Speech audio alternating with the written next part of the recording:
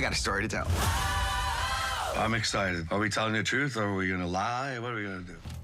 What an amazing documentary. I could have watched another 4 episodes. I loved it.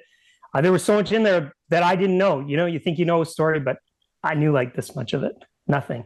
Jon, we'll start with you. What was it like for you to go back and relive the history of the band and also yourself in the past 40 years? Fun. You know, I really wasn't too trying. We really wanted to make a truthful piece about the last 4 decades, and it's everybody's truth. We were setting out to make a docu-series that was not a puff piece. And so it talks about everything that's happened in this roller coaster ride of a career. Gotham, your name is familiar to me because you've done so many sports documentaries. You know, I love Tom Brady, and you did Man Against Time. Why did you want to make a story about Bon Jovi? Well, one, because that's how we met. Jon is a huge sports fan, particularly a Patriots fan. We shared that and had seen that man in the arena and approached me after that with this, well, Tom's got 20 years, but I've got 40 years and, you know, a story to tell. And, you know, to be honest, like it's not a leap. Like Jon, not just the physical comeback that obviously the documentary captures, you know, in terms of what he's working through, but really like Jon's, I mean, he's sitting right here, but he's a performer. It's the same sort of language. It's the same, you know, performing in that, capturing that sort of magic in a moment. It's the same thing that great athletes do. And so it was very familiar terrain for me. The more I got to know him, got to know the story, and got to know where he was in the process. So, you know, it wasn't a big leap. And it gave us a very sort of common language to use.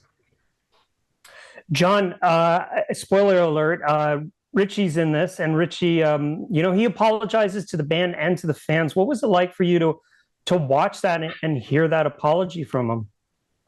Yeah, I don't know. I don't want to say that it was a surprise or that it was comforting or that it was, you know, anything that we didn't take to heart either.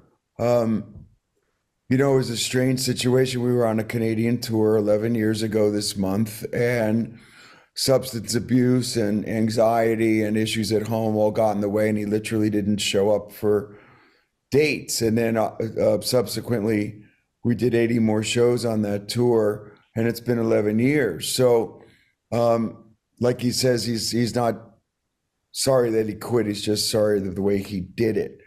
So it was too bad. Nobody expected that. But I appreciate, you know, that he apologized to the fans, especially. Gotham, how important was it to get Richie to be part of this and also to talk, you know, he's super candid about his time in Bon Jovi.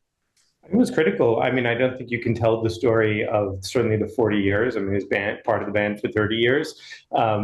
We got everybody, and it wasn't particularly controversial. He wanted to be a part of this, and I think he understood the sort of scope of it.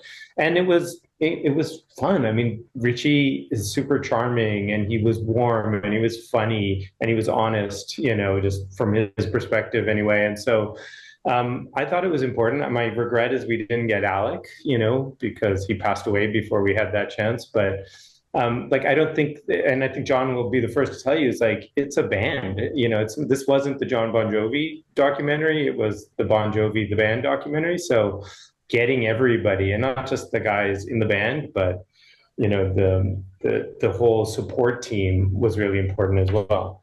Jon, I've always admired the success of Bon Jovi. I mean, it's been part of my life going back, you know, well over 30 years. Watching back through the documentary, what do you think the ingredient was to the band's success? Hard work, perseverance, not chasing fads nor fashions, staying true to who and what we were and are. And, you know, there's no substitute for hard work. Gotham, would you like to come back and do a part 4? 5? Part 5. You started this by saying, you know, 4. We could do 4 more. How about that? I think a sequel, it's definitely, I'm up for it.